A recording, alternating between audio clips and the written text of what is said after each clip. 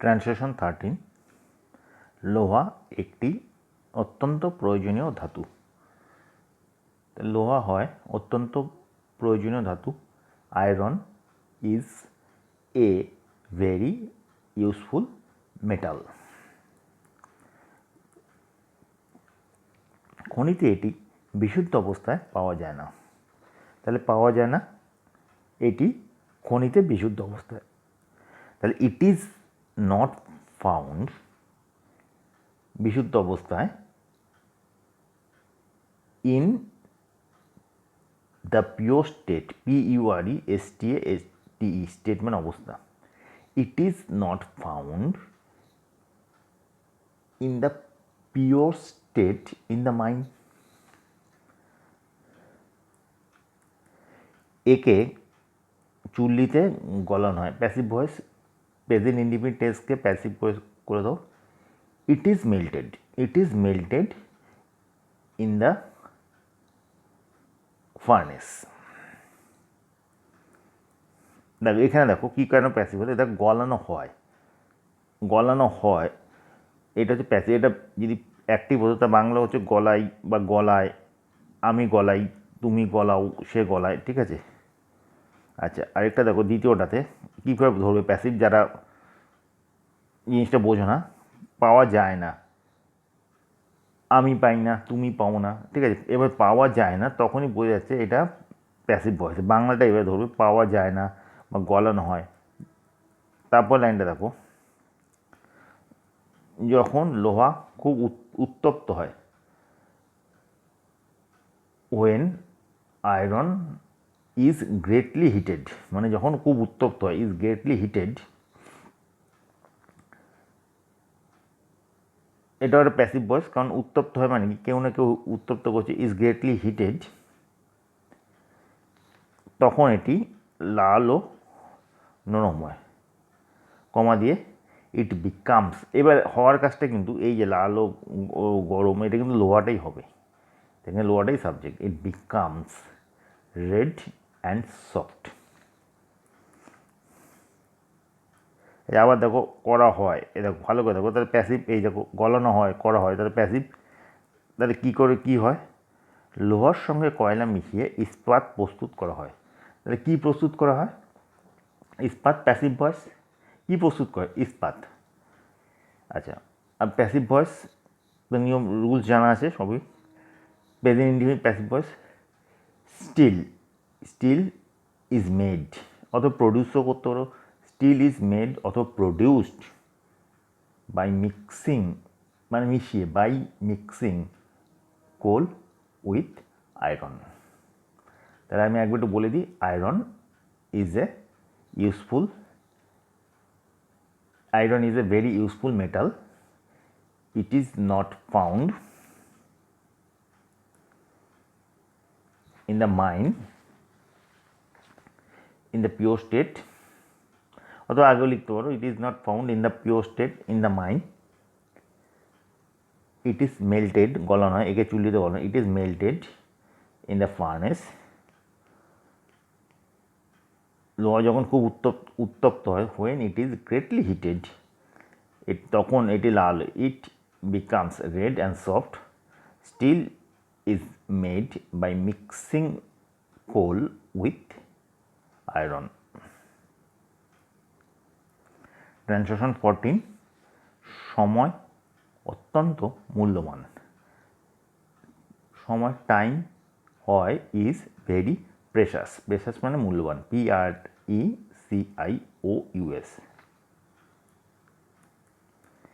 একে অবহেলা করা ঠিক নয়, এটা ঠিক নয়, এটা ঠিক নয়, একে অবহেলা করা, এটা ঠিক নয়। It is not proper to neglect it. এখানে time, it is not proper to neglect it. এরপর লাইনটা একটু ট্রিকি আছে, যে ব্যক্তি সময়ের সদ্ব্যবহার করে তার সাফল্য অনিবার্য।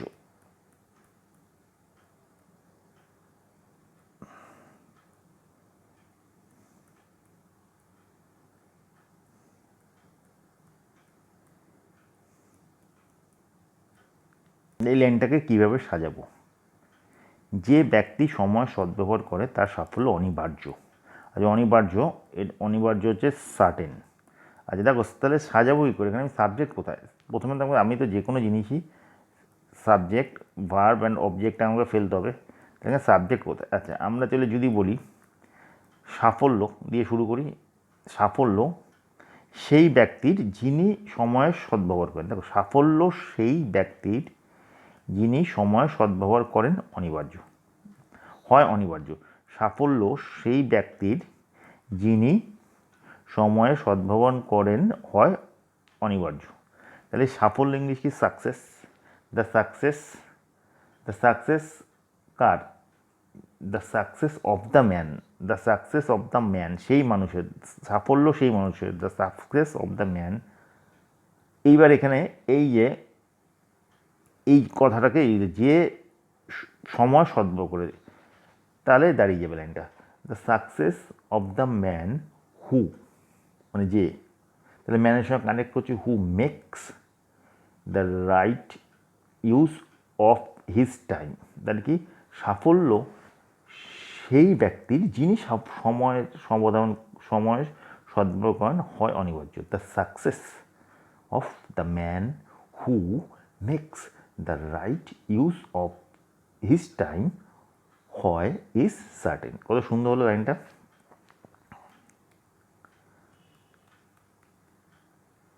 সমস্ত বিখ্যাত লোকেরাই সময়ের সদ্ব্যবহার করেছেন। আচ্ছা, তাহলে কী এই লাইনটা কি? সময়ের মানে এটা একদম straight line. All the famous men, সমস্ত বিখ্যাত লোক, এই যে সমস্ত বিখ্যাত লোক। যখন লাইনের মধ্যে একটা লাইনের মধ্যে 2-3টে সেন্টেন্স কানেক্ট করা থাকবে, সেই ধরনের লাইনগুলি ট্রান্সলেশন করা জটিল।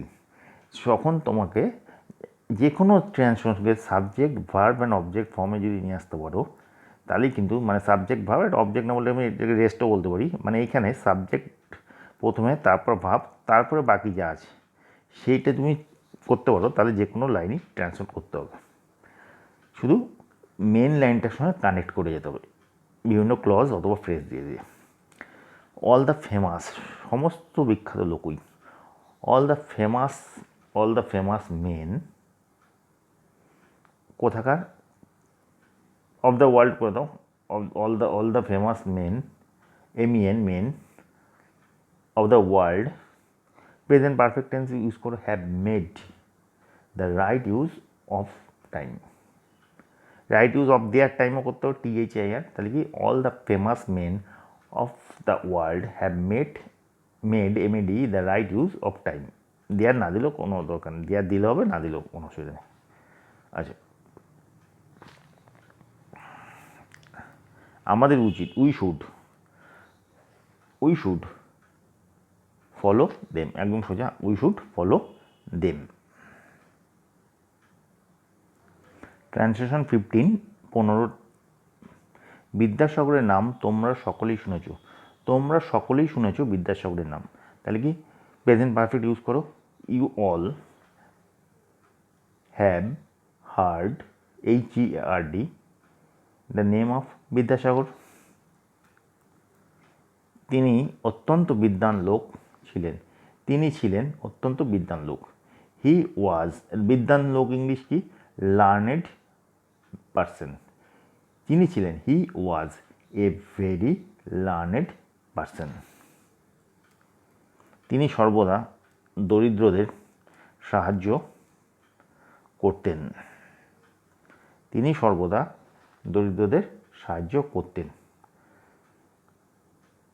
পাস্ট ইনডিফিনিট করে দাও, he always helped the poor. তার পিতার আর্থিক অবস্থা ভালো ছিল না। আর্থিক অবস্থা, the financial condition car of his father was not sound. SOUND, sound কথাটা মানে হচ্ছে ভালো ছিল না। আর্থিক অবস্থা, the financial condition car of his father was not sound. তাকে তাকে কষ্ট করে লেখাপড়া শিখতে হয়েছিল। তাকে কষ্ট করে লেখাপড়া শিখতে হয়েছিল। He had to receive his education by hard way. He had to receive his education the hard way. মাতা পিতাকে তিনি অত্যন্ত শ্রদ্ধা করতেন। তিনি শ্রদ্ধা করতেন তার মাতা পিতাকে অত্যন্ত। আচ্ছা, হি রেসপেক্টেড দুভাবে করতে পারি। He respected his parents very much, অথবা আরেকভাবে করতে পারো, এটা একটা সুন্দর বেশি, he held his parents in great esteem. তাহলে কি এই লাইনটা আরও খুব সুন্দর। ইন গ্রেট এস্টিম মানে হচ্ছে অত্যন্ত শ্রদ্ধা করা। হি হেল্ড মানে রাখা, মানে হোল্ড থেকে পাস্ট এসে হি হোল্ড তাকে হেল্ড, তিনি রাখতেন তার বাবা মাকে অত্যন্ত শ্রদ্ধার আসনে।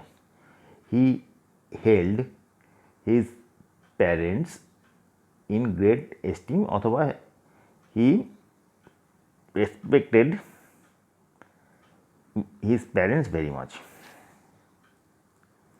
তিনি কখনো মায়ের আদেশ অমান্য করতেন না।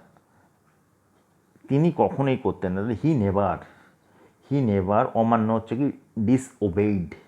হি নেভার ডিসওবেইড কি the orders, ORDERS, orders of his mother. He never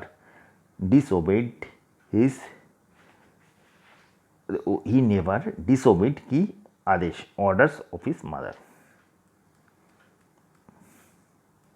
তিনি অত্যন্ত পরিশ্রমী ছিলেন। পরিশ্রমী ইংলিশ হচ্ছে ইন্ডাস্ট্রিয়াস। লেবোরিয়াসও করতে হবে। লেবোরিয়াস ইন্ডাস্ট্রিয়াস অনেক সুন্দর শব্দ। INDUSTRIOUS। তিনি ছিলেন, হি ওয়াজ ভেরি ইন্ডাস্ট্রিয়াস। তিনি খুব মেধাবী ছিলেন।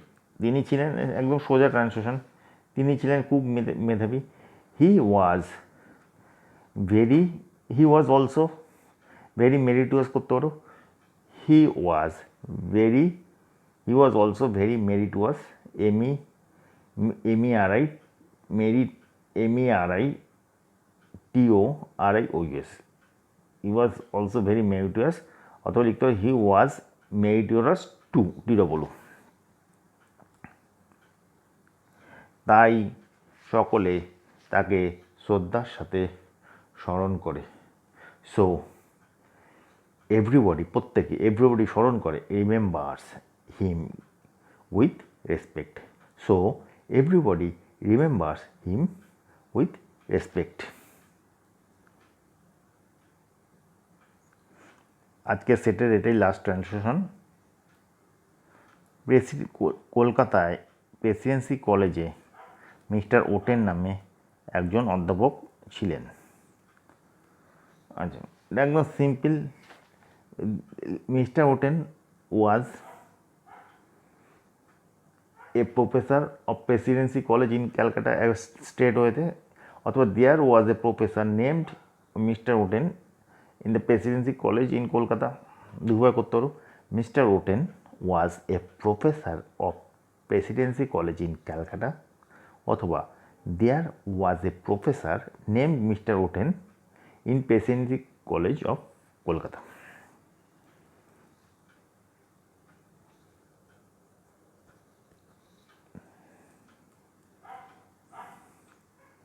তিনি ভারতীয়দের ঘৃণা করতেন এবং ক্লাসে তাদের গালাগালি করতেন। তাহলে তিনি ঘৃণা করতেন, হেটেড দ্য ইন্ডিয়ানস, অ্যান্ড গালাগালি ইংলিশ হচ্ছে abused them in the classroom. তাহলে ঘৃণা করতেন কাদেরকে? ভারতীয়দের, দ্য ইন্ডিয়ানস, এবং গালাগালি দিতেন মানে abuse them in the classroom. এতে ছাত্ররা খুব অপমানিত বোধ করে এবং একদিন তাকে মারধর করে। এতে ছাত্ররা খুব অপমানিত বোধ করে এবং একদিন তাকে মারধর করে। দ্য স্টুডেন্টস ফেল্ট, মানে ফিল মানে মানে অনুভব করে, তার past tense felt. Insulted, the students felt insulted and একদিন ওয়ান ডে তারা দে, আচ্ছা অ্যাসাল্টেড, এখানে মারধর করা ইংলিশটাকে বিট কথাটা ইউজ করেন, অ্যাসাল্ট কথাটা ইউজ করতে, ASSAULTD অ্যান্ড অ্যাসাল্টেড হিম।